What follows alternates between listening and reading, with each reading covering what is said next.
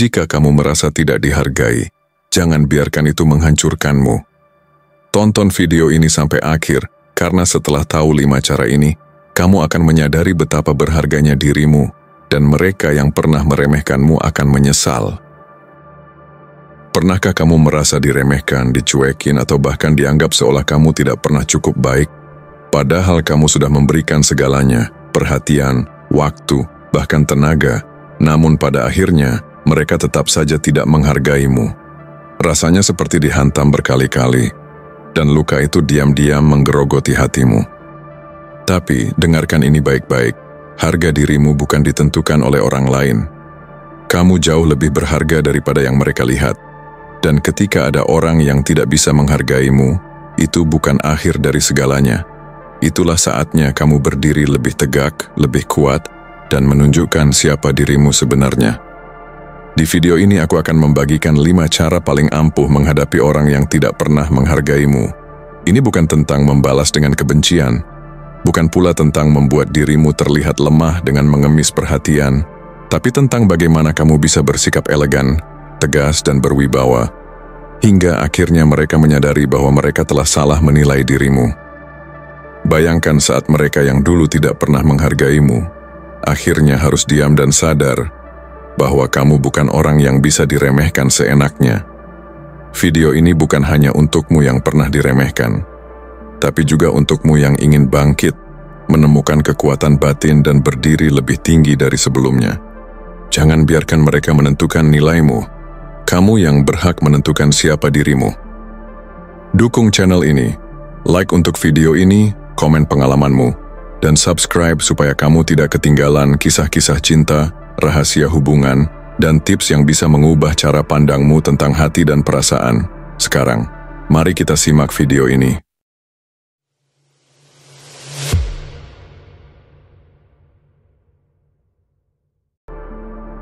Poin pertama, gunakan keheningan sebagai jawaban. Pertama, keheningan itu bukan sekadar tidak berbicara. Keheningan adalah keputusan. Keheningan adalah pernyataan yang tidak membutuhkan kata-kata.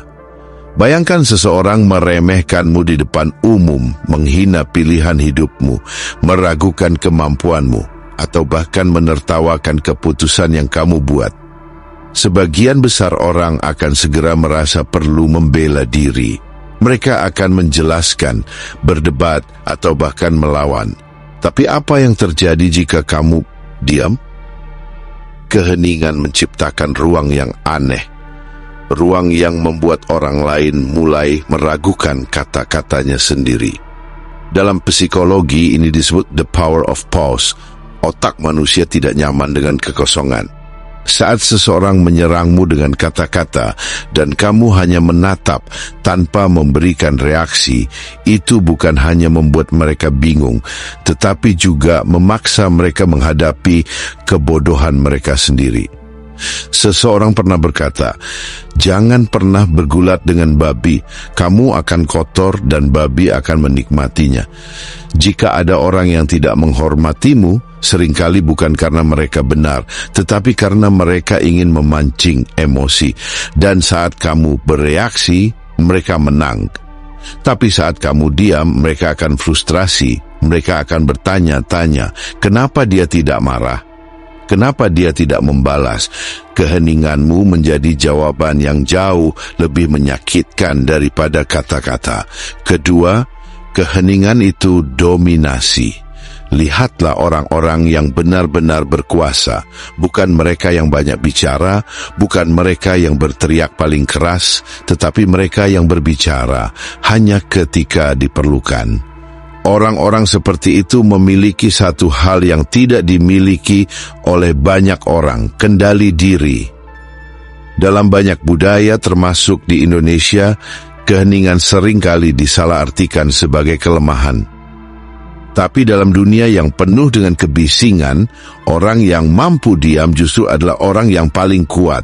Mereka yang tahu kapan harus berbicara dan kapan harus diam, merekalah yang mengendalikan percakapan. Pernahkah kamu melihat seseorang yang hanya diam, tetapi ruangan seketika menjadi tegang karena keberadaannya.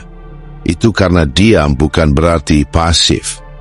Keheningan yang benar justru aktif. Ia memancarkan wibawa. Nelson Mandela ketika dipenjara selama 27 tahun memilih diam daripada mengutuk orang-orang yang menindasnya. Keheningannya bukan tanda menyerah, tetapi tanda bahwa ia lebih besar dari mereka yang mencoba menjatuhkannya. Dan ketika ia akhirnya berbicara, dunia mendengarkan. Ketiga, keheningan mengungkapkan lebih banyak daripada kata-kata. Pernahkah kamu menghadapi seseorang yang begitu menyebalkan, tapi semakin kamu membalasnya, semakin mereka menjadi-jadi? Itu karena mereka mendapatkan energinya dari reaksimu. Mereka ingin melihatmu terganggu. Mereka ingin melihatmu terguncang. Tapi saat kamu hanya menatap dan diam, mereka kehilangan arah. Mereka kehilangan bahan bakarnya. Keheningan bisa berarti, aku tidak menganggapmu cukup penting untuk ditanggapi. Bisa juga berarti aku melihat kebodohanmu, tapi aku tidak akan menurunkan diriku ke levelmu. Dan yang paling menarik, dalam banyak situasi, keheningan justru memaksa orang lain untuk berbicara lebih banyak. Mereka merasa tidak nyaman dengan diamnya seseorang, dan akhirnya mereka membuat kesalahan sendiri. Dalam bisnis, dalam hubungan, dalam kehidupan sosial, orang yang tahu kapan harus diam, dialah yang sebenarnya memiliki kendali. Sekarang pertanyaannya, bagaimana cara menggunakan keheningan dengan benar? Pertama, jangan menghindari kontak mata. Saat seseorang meremehkanmu, jangan berpaling. Tatap mereka tetapi jangan berkata apapun. Tatapan diam lebih tajam dari 1000 kata. Kedua, jangan menunjukkan ekspresi yang mudah ditebak. Jika kamu marah, mereka menang. Jika kamu kesal, mereka puas. Tapi jika kamu hanya menatap dengan tenang, mereka mulai mempertanyakan diri mereka sendiri. Ketiga, gunakan postur tubuh yang kuat. Jangan merunduk, jangan terlihat kecil. Tegakkan bahu, berdiri dengan percaya diri, dan biarkan diam berbicara untukmu. Dalam banyak situasi, orang yang tahu bagaimana menggunakan keheningan justru mendapatkan lebih banyak rasa hormat. Tapi tentu saja, ini bukan berarti kamu harus diam dalam semua situasi. Jika seseorang menyerang prinsipmu, hakmu, atau kehormatan orang lain, ada saatnya untuk berbicara. Tapi berbicaralah hanya ketika itu benar-benar diperlukan. Ada pepatah yang berkata, orang bijak berbicara karena mereka punya sesuatu untuk dikatakan. Orang bodoh berbicara karena mereka harus mengatakan sesuatu. Jadi lain kali, ketika seseorang tidak menghormatimu, jangan buru-buru membela diri, jangan buru-buru bereaksi, diamlah, tatap mereka. Biarkan mereka merasakan beratnya keheninganmu, dan lihatlah siapa yang akan merasa kalah lebih dulu. Kedua, berhenti menjelaskan pilihanmu. Manusia memiliki kebiasaan aneh. Semakin merasa tidak yakin, semakin ingin menjelaskan. Ada dorongan untuk membuktikan bahwa keputusan kita benar, bahwa kita punya alasan yang masuk akal, bahwa orang lain harus mengerti mengapa kita memilih seperti ini. Tapi ironisnya, semakin kita menjelaskan, semakin kita terlihat ragu. Pernahkah kamu memperhatikan orang-orang yang benar-benar percaya diri? Mereka tidak banyak bicara soal keputusan mereka. Mereka memilih, mereka menjalani, dan mereka membiarkan hasil yang berbicara, dan disitulah letak rahasianya. Orang-orang yang merasa perlu menjelaskan setiap langkah mereka seringkali bukan karena ingin berbagi, melainkan karena takut tidak diterima. Mereka takut dicap salah, takut dianggap bodoh, takut kehilangan penghormatan. Tapi masalahnya, orang yang terus-menerus menjelaskan justru kehilangan wibawa. Ketika kamu menjelaskan, Kamu memberi orang lain kekuatan untuk menghakimi pilihanmu. Kamu secara tidak langsung meminta persetujuan mereka. Dan semakin kamu meminta, semakin mereka merasa berhak memberikan pendapat yang mungkin tidak kamu butuhkan. Tapi kalau kamu diam, kalau kamu teguh pada pilihanmu tanpa merasa perlu membela diri, sesuatu yang menarik terjadi. Orang-orang jadi penasaran. Mereka mungkin tidak setuju, tapi mereka akan diam-diam menghormati keyakinanmu. Berhenti mencari validasi.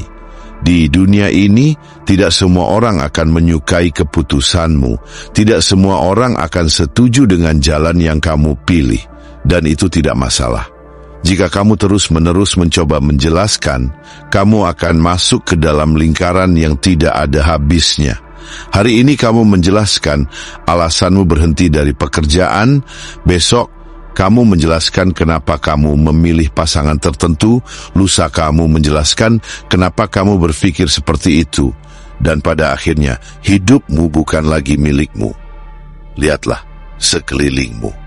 Ada begitu banyak orang yang menjalani hidup bukan karena itu yang mereka inginkan, tetapi karena mereka terlalu takut dianggap aneh, terlalu takut mengecewakan orang lain, terlalu takut dengan kata-kata seharusnya.